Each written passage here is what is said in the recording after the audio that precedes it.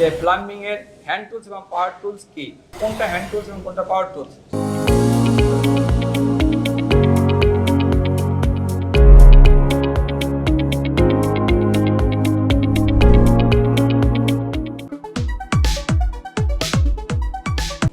আজকে আমি আপনাদের সামনে আজি মোহাম্মদ ইমাম হোসেন, ডলফিন ট্রেনিং সেন্টারে আমি বিগত দিনে প্লাম্বিং ট্রেনার হিসেবে কাজ করতেছি এবং আপনারা জানেন এর আগের পর্বগুলো হয়তো আপনারা দেখেছেন, তারই ধারাবাহিকতায় আজকে আমি আপনাদের সাথে নিয়ে এসেছি যে প্লাম্বিংয়ের হ্যান্ড টুলস এবং পাওয়ার টুলস কী, অর্থাৎ আমাদের এখানে হ্যান্ড টুলস এবং পাওয়ার টুলস বলতে কী বুঝি এবং কোনটা হ্যান্ড টুলস এবং কোনটা পাওয়ার টুলস, এই সম্পর্কে আমি আপনাদেরকে আজকে জানাবো।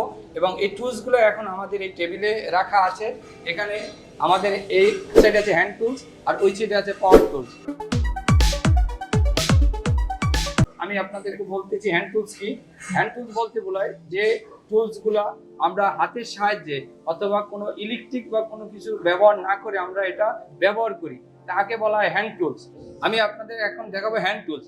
আমার সামনে যেটা আছে এটার নাম হলো আপরাউন্ড ফাইল, এটা হলো পাইপ রেঞ্জ, এটা হলো হ্যামার, এটা হলো পাইপ কাটার, এটা চিজেল, এটা অ্যাডজাস্টেবল রেঞ্জ, এটা হলো স্পিড লেভেল। অর্থাৎ আমার সামনে যে হ্যান্ড টুলসগুলো আছে সেটা সম্পর্কে আমি আপনাদেরকে জানালাম। অর্থাৎ এইগুলো আমাদের হাতের সাহায্যে আমরা ব্যবহার করি। আমাদের এই সামনে যে হ্যান্ড টুলস রাখা আছে আমি এখন আপনাদেরকে এক একটা করে একটু এটার কি কাজ বা কিভাবে ব্যবহার করি সেটা আমি দেখাবো। তাই প্রথমেই আমি যেটা নিলাম এটা হলো আমার হাফ রাউন্ড পাইপ। এটি কেন ব্যবহার করে, অর্থাৎ পাইপ কাটার পরে পাইপের মাথা যদি অমসৃণ থাকে সেটা মসৃণ করার জন্য এই হাফ রাউন্ড ফাইলটা ব্যবহার করা হয়। তারপর দ্বিতীয় যেটা আমি ব্যবহার করি এখানে আছে পাইপ রেঞ্জ। এই পাইপ রেঞ্জটা কেন ব্যবহার করে, পাইপের ফিটিংস এবং পাইপকে জয়েন্ট দেওয়ার জন্য অর্থাৎ পাইপকে টাইট দেওয়ার জন্য এই পাইপ রেঞ্জটা ব্যবহার করা হয়। কারণ এটার ভিতরে দাঁতের মতো আছে যেটা পাইপ গোলাকার সেটাকে আঁকড়ে ধরে, অর্থাৎ এটা দিয়ে কাজ করলে পাইপ রেঞ্জটা দিয়ে কাজ করলে পাইপটা আর লড়াচড়া করতে পারে না, এই জন্য এই পাইপ রেঞ্জটা ব্যবহার করা হয়। আমি এখন যে টুলসটা সম্পর্কে আপনাদের বলবো সেটা হলো বল পিন হ্যামার। অর্থাৎ এই বল পিন হ্যামারটা কেন ব্যবহার করা হয়, ওয়াল চিজিল করার জন্য বা গ্রুপ করার জন্য, চিজিলকে আঘাত করে এই ওয়াল থেকে এই মানে অবশিষ্ট অংশ ফেলে দেওয়ার জন্য এই হ্যামারটা ব্যবহার করা হয়। অর্থাৎ এরপরে আমি যেটা ব্যবহার করবো সেটা হলো পাইপ কাটার। পাইপ কাটারটা কেন ব্যবহার করব, অর্থাৎ পাইপকে মসৃণ এবং কম সময়ে কাটার জন্য আমরা এই পাইপ কাটারটা ব্যবহার করি। তারপর দ্বিতীয় এই যে জিনিসটা আমরা ব্যবহার করি এটার নাম হলো চিজেল। এটা কেন ব্যবহার করি, যখন আমরা গ্রেন্ডিং দিয়ে ওয়াল কাটার পরে যে ভিতরে অংশটুকু থাকে সেটা ফেলে দেওয়ার জন্য আমরা এই চিজেলটা ব্যবহার করি। এটা হলো অ্যাডজাস্টেবল রেঞ্জ। এটা কেন ব্যবহার করব, এটা ব্যবহার করার মূল হচ্ছে যে প্লাম্বিং এর যে ফিটিংসগুলো ব্যবহার করা হয় সেগুলো যাতে টাইট দেওয়া হয়, কারণ আমরা যদি পাইপ রেঞ্জ দিয়ে দিই তাহলে তার উপরে স্পট করতে পারে, কিন্তু অ্যাডজাস্টেবল রেঞ্জ দিলে এটা দ্বারা সে স্পট করবে না, জিনিসটা ভালো থাকবে, সেই জন্য আমরা এই অ্যাডজাস্টেবল রেঞ্জটা ব্যবহার করি।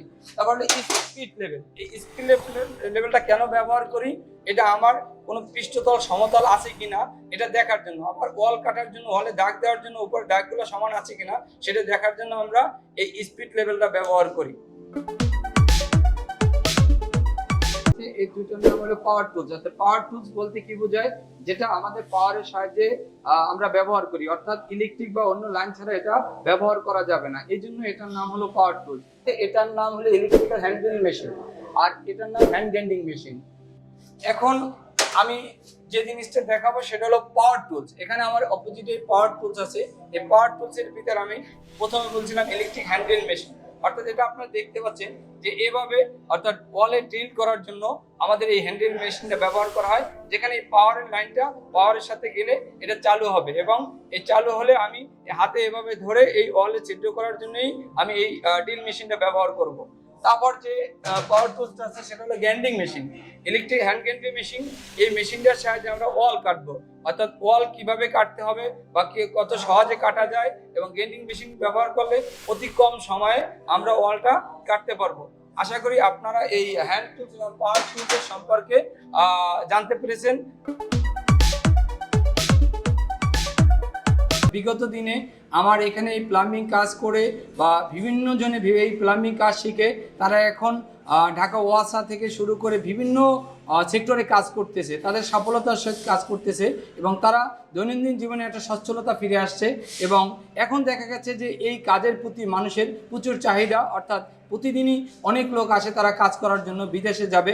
অর্থাৎ আমরা যদি এই কাজটা সফলতার সহিত এবং ভালোভাবে শিখতে পারি তাহলে আমাদের জীবনে এই সফলতাটা আসবে। প্লাম্বিং সম্পর্কে জানতে এবং শিখতে আমাদের সাথে থাকুন। এই চ্যানেলটি সাবস্ক্রাইব করুন এবং ভিডিওটি বেশি বেশি শেয়ার করে অন্যকে দেখার সুযোগ করে দিন। ধন্যবাদ সবাইকে। পরবর্তী ভিডিওটি দেখার জন্য আমাদের সাথেই থাকুন।